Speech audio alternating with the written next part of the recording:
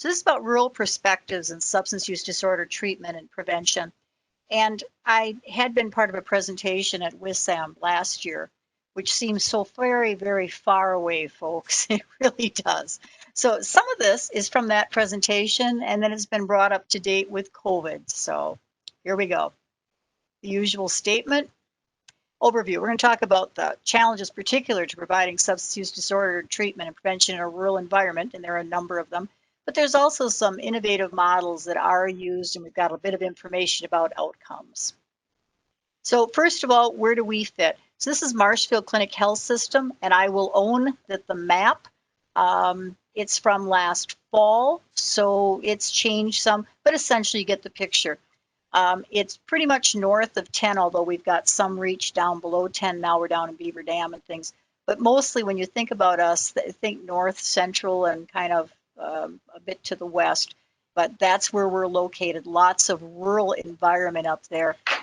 Likewise, oops, I have things falling down, excuse me. Likewise, the number of providers may have changed, but that's where we're located. Integrated delivery system, we're working on that. They've acquired some hospitals and things. We're getting a new electronic health record. There's just all kinds of constant changes. Any of you who are working in healthcare are experiencing in your environments, this is just what we have going on. But in addition to the hospitals and skilled nursing facilities, surgery, etc., we also have dental clinics, and we have the alcohol and drug recovery centers, which was new to this system in 2016. So the way that came to be within the system is I'm actually a part of Family Health Center. And we've partnered with Marshfield Clinic since 1974. We're a federally qualified health center, or what you'll often see when you're looking at legislation or you're hearing from the federal government, they'll refer to community health centers. We are either of those. But what that speaks to is that we're under federal regulation and determines how we're paid and a number of other things. And federally qualified health centers developed as a safety net kind of service. So they focus on serving rural, underserved communities. There are some likewise in urban communities, but it's always there when there's underserved patients. That's what we're about. So we do share the electronic health record with Marshfield Clinic, and our community board, and that's the interesting thing about federally qualified health centers, their board has to be made up of at least 50% of people who are served by the community health center. So it's truly driven by the patients who are served by it. And it must be people who are representative of the communities where we're at. So in 2002, the dental needs were identified. It was very hard to get dental care if you had medical assistance. And so we've been doing that since 2002. And 2015 actually was the beginning of us having services in 2016. And that was in direct response to the opioid epidemic and both federal funding and state funding coming to be. So that's kind of where we sit, how we are. So our long-term goals for our services, increasing access to substance use disorder treatment across the lifespan, but also looking at reducing the burden that substance abuse places on our communities and wanting to improve the health and welfare of our patients. So when you read that, you kind of get the concept. It is looking at many of the things that were in the patient case review. It isn't just the use, it's all those other things that have an impact. Of course, also you're talking social determinants of health. So all of this stuff is connected, and it has to be addressed or has to be looked at in order to make a difference for folks. It's not about just stopping use.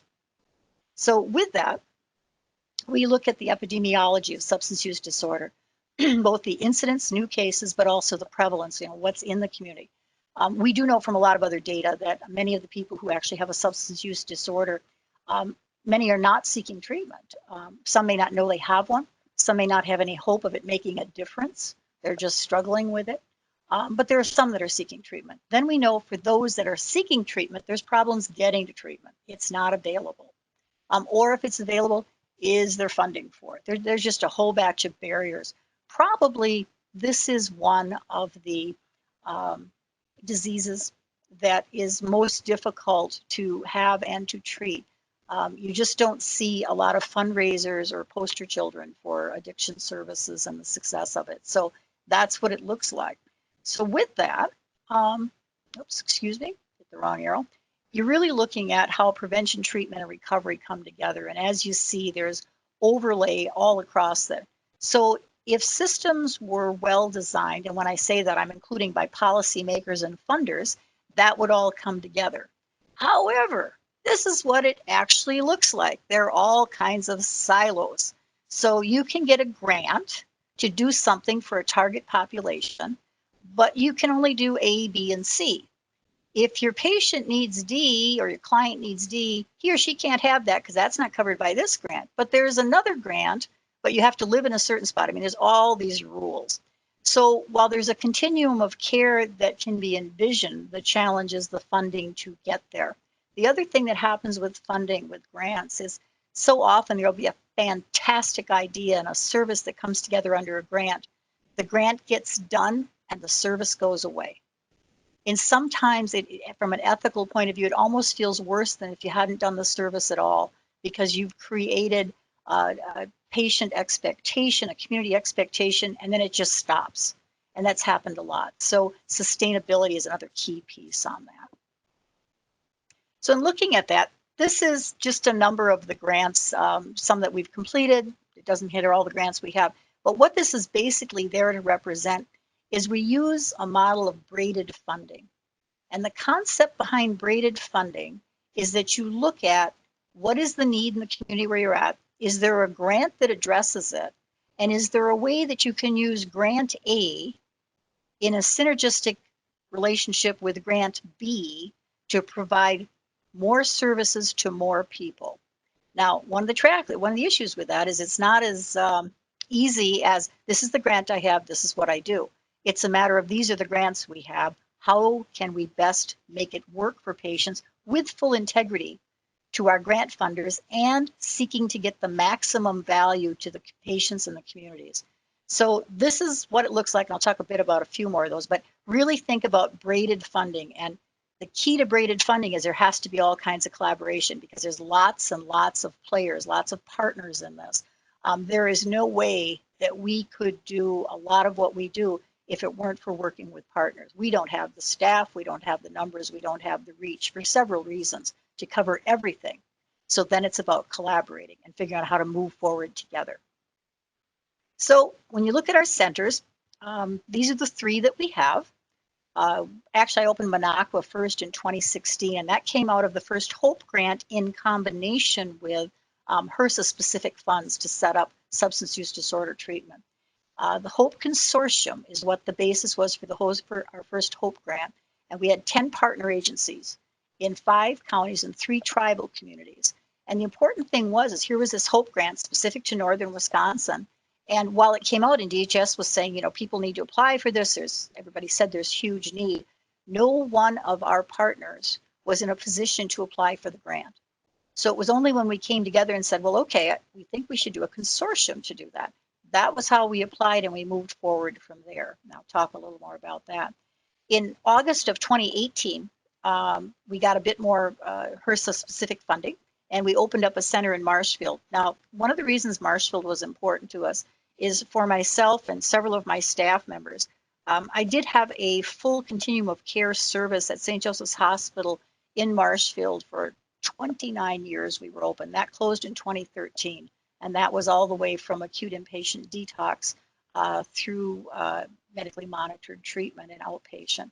And when that closed, it created a gap. We had served like 48 of the 72 counties, not through county contracts, but through people coming to us. So when that closed, it was like, how can we do something again? So we ended up with an outpatient setup in Marshfield, but we reached into the hospital with it in terms of consultation at no cost, simply to complete screening, brief intervention, and then for those people that need treatment, connecting with treatment, not necessarily us, but treatment wherever they live that they need. So that part was important. And then in 2019, we did open in Ladysmith under another HOPE grant. This one's slightly different model. Again, you'll note each one of these is a different model. This one's co-located with Indian Head Community Action Agency. The concept there being partnering with all of their programs where there is need, that we're providing substance use disorder services for people that they find have need. We're connecting our people that have needs, housing and other things with them for those needs. So those are the 3 models we put together. The other thing I'll point out here, they're each about 100 miles apart. And the next slide will explain a little bit more, but figure 2 hours to get from any one to the other. And here's why. these are what our roads look like. Actually, we had some snow in our Minocqua site yesterday. It didn't stick, but it was there. And then it just gets worse from here till about the end of April. In addition, the pop-out that you see where the black lines are on the map, that's the only place there's any 4-lane. The rest is simply 2-lane. And it takes a long time to get from point A to point B. So travel is an issue. It's a challenge. It's a barrier for our patients. So here's where it really sorts out. We have many people in need of services, but the distances, which I already talked about. But then there's transportation. A lot of people who have trouble with substance use disorders do not have licenses. Well, if they have Medicaid, there is contracted service under Badger Care. But for any of you who ever used it, MTM, there are challenges with that, being on time, getting people where they need to go, picking them up, etc. So that in itself can be overwhelming for a patient as well as for the staff trying to work for it. Housing all the time. Housing came up in the case that was presented. It is the case all over the place. The housing is either not affordable, some of it shouldn't have anybody in it. Housing that's in better conditions often has HUD funding, so people who have any criminal background related to drugs and things cannot get into it. Lots and lots of barriers, very little housing. Jobs, yes, absolutely, for all the reasons that were identified with the case study. Childcare is nearly non-existent. Most of it is for the people that we serve is they have a family member or a friend. There's no drop-in childcare, so it's a continuous issues. And then there's just simply less of many things, including connectivity for computers, alternative resources, and support services. When you think about that, there's a couple of reasons. We know it's a distance, I mentioned that. But the other thing is, just to put context on this, is when you're looking at population density. You know, a number of things, it can be sustainable because there is an economy of scale. If we put in broadband in a particular place, we've got this many patients or people, customers that'll purchase it, so it'll work. Well, to give you context on it, the population density, and this is from 2010 because our 2020 census is just underway or completing. Dane County population density is 407.7 people per square mile. The population density in Iron County, which is one of the 5 counties in our consortium, is 7.8. The highest population density we have is Oneida County, that's where Minocqua is, 32 people per square mile.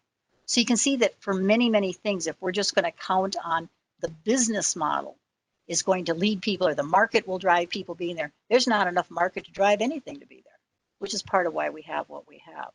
At the same time, when I'm talking about the connectivity, a relatively recent poll, I think it's from 19 survey, that was looking at access to broadband, because of course that has been identified in multiple different places as an issue in rural Wisconsin. Vilas County, which only has the 25 people per square mile, only 45% of the county even has possible access to broadband. But that does not include what it costs to access it and then having the equipment. So there's maybe a third of the people who could have accessed that can actually access. So you can see where this is, you know, there's multiple barriers to things that should be kind of okay to do. The other issue we run into is workforce. And I know workforce and substance use disorder and healthcare in general is a challenge right now, but trying to recruit substance use disorder workforce who are not from the area to move to these areas, not much do people want to go there because there's a lot of things that we have to explain. Unless they really like rural areas and woods, it can be very difficult. Then there's the issue of cultural responsiveness to needs. We work with, in this particular consortium, 3 nations. And with the nations, anyone who has not had additional training and developed a level of cultural humility and responsiveness, it is not going to work well, nor is it appropriate. So that's a huge need. Access to training. Now, bless the, and we'll talk about this later, what we refer to as the gifts of the pandemic. Now there's much more training than there was before, but there was such a lack of access to training that the concept of people coming from up that far down to Madison, for instance, where we've held, or Wisconsin Dells, where the state mental health and substance abuse training has been for years, just wasn't in the books. Either the agency didn't have the money or they couldn't spare them that long, and then the travel. So we actually, as part of our HOPE consortium, we do an annual conference up in the area because people can come to it. But again, access to training, and then just simply navigation of systems to support people in need of services. Almost every agency up there is very essentially skeletal in terms of how many people do they have working. So trying to navigate the systems can be very, very difficult. Their primary thing is seeing the patients, and that's it. On the other hand, there are major strengths. The population and the people who serve them, there's huge amounts of resilience. There's also opportunities for collaboration, because if there's only 2 of you in the county doing something, you better work together or it's not going to work very well. So people are really willing to collaborate, and there's a willingness to try something new. Those 3 elements make a huge difference in how things work. So with that, what we ended up doing is we've got the 3 freestanding clinics, and while each had at least 1 physician or advanced practice provider, I am now down to, due to some churning related to COVID, I'm down to 1 MD and 2 DNPs, and they're able to cover all of it because we function as a virtual clinic. We use a lot of the technology. We do use staff from the community or appointment coordinators, medical assistants, those kinds of things. But the MAT component is done with these other providers. All of them are at the top of their number of slots they can have, so we have plenty of access that way. One of the big things we did, and I'll talk about this with the enabling services, is the patient financial navigator. But when you look at this little triangle of where we're located, all of it for patients is seamless. A really basic thing, you call for an appointment, primary runs up to Minocqua, but they just answer for our service, and the patient can be helped by the person who answers. The patient says what site they're calling for, and they're given their appointment, or they're connected with whomever they need. So at the same time, where we mentioned we are in Marshfield, now the tertiary level care, some of the moms from Minocqua end up delivering in Marshfield or delivering in Minocqua, and their baby is transferred to Marshfield because that's where the NICU is for our system. If they are already our patient in Minocqua, it is absolutely seamless. We can see them while they're in the hospital in Marshfield, and they can get, if their baby's going to be in NICU, they're going to stay in town for a while, they can get full services at our Marshfield site with absolutely nothing else happening, because we have full EHR. They don't have to have any intake. They don't have to have anything. It is seamless for them. That has worked very, very well. And of course, that's a bit different than perhaps the usual setup is. So that we have built upon. The other thing we do, I mentioned here telehealth, and we'll talk about that a little bit, but the other thing that we do with this is, because of our partners, no one has to have all of their services with us. They don't have to have a primary care provider in our system to get to us. They don't have to have counseling with us. So we have a number of patients that their other services may be either with the county, or their primary care can be in one of the other systems. So the 3 systems up in that area would be Ascension, Aspirus, and the Marshfield Clinic Health System. We have many people that their primary care providers in one of the other systems. They may be getting counseling at the county, and they get MAT from us. So that way we can meet the need, but no one has to carry the whole thing, because most places the location doesn't have all 3 of the services. So that's how we manage it. It's worked very well. Patients are very happy with it. It does require a lot of coordination, but there's nothing wrong with communicating with your colleagues. So we did start with telehealth right away. Now remember, this was telehealth before the state removed the requirement that you had to be in the certified clinic. So at this time, they were coming, for instance, to Minocqua, having a telehealth with our psychiatrist, who's actually in Verona, and it was going very well. The satisfaction is what's located at the bottom on that 1 to 5 scale, and people were quite happy with it. But that was using the full telehealth with the audio and video. So that was what we were toddling along doing. Everybody was happy. We had the group practice model. We talked about that. This also, with the group practice, was a satisfier for our providers. Someone being ill didn't require patients to be rescheduled. Taking vacation just required a little planning. It was all good. We also had the care coordinators to assist with rapid intake, and also work on that communication between service providers. But probably the person who made just a really, really huge difference is this patient financial navigator. For any of you that have worked with Medicaid, Up until we got under the emergency orders, the first of the month could be a real challenge. People dropped off from Medicaid, people's HMOs changed because maybe they didn't respond to something, or they got dropped because they didn't respond to something. The patient financial navigator, it's actually one person at this time.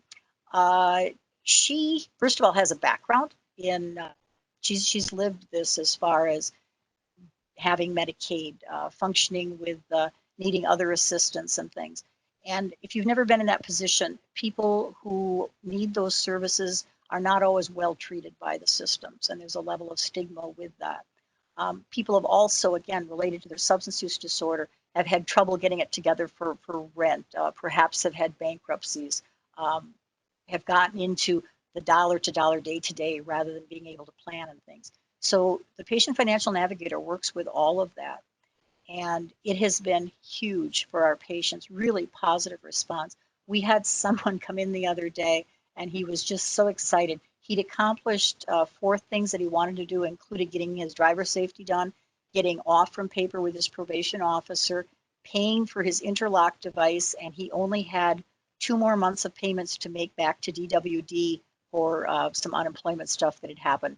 But a lot of it tied to financial. Yes, he had to be in recovery to do it, but the financial recovery was almost as important as stressor for him as what the other was. So she does a fantastic job. And just by, how many people are impacted, people with a coverage lapse. So think about the impact of that.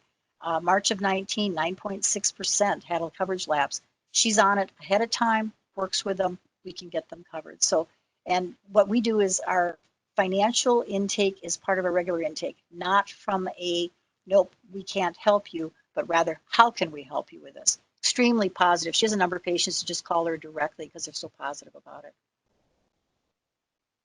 So then came COVID.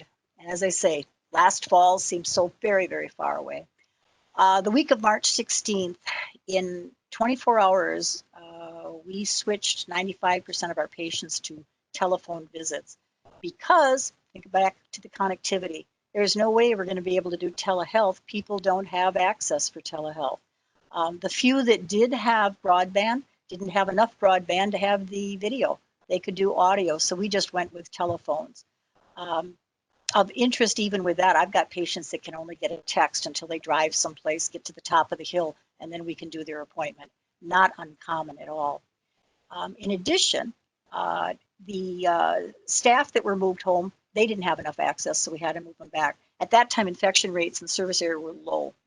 The current situation with the surge, we have basically dialed it way back. We are seeing only 3% of our patients in person, and those in person are for 2 things, either the Vivitrol injection or their first day of induction. Beyond that, people may drop by, have called in for a urine, but we've got a very straightforward way to do that, minimal contact, or to sign paperwork, but a lot of it's being mailed out.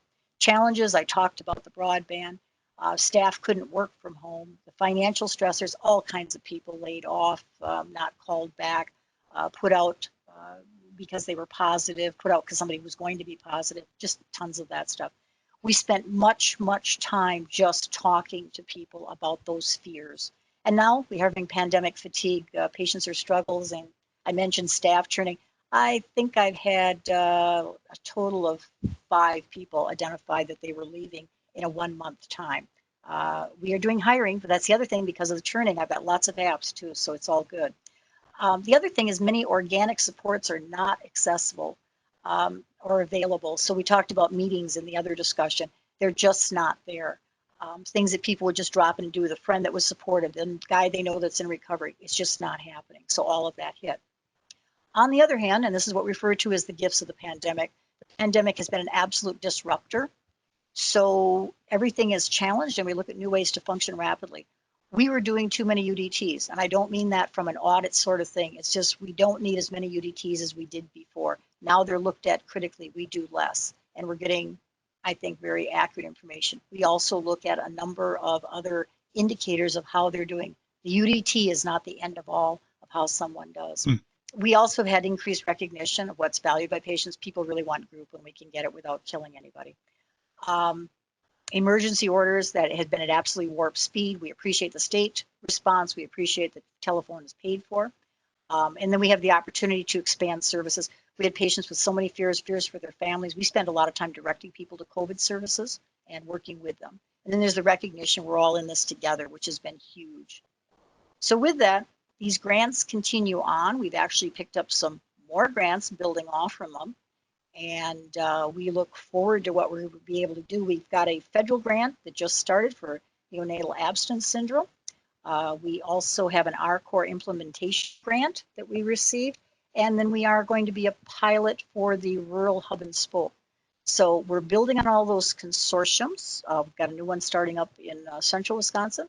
So more to come on that. But I guess the bottom line I would say about providing services in rural areas, recognize the reality of your patient's experience, seek to find ways to work with them through it, and then look for partners because nobody can do this alone. That's all I have. Thank you.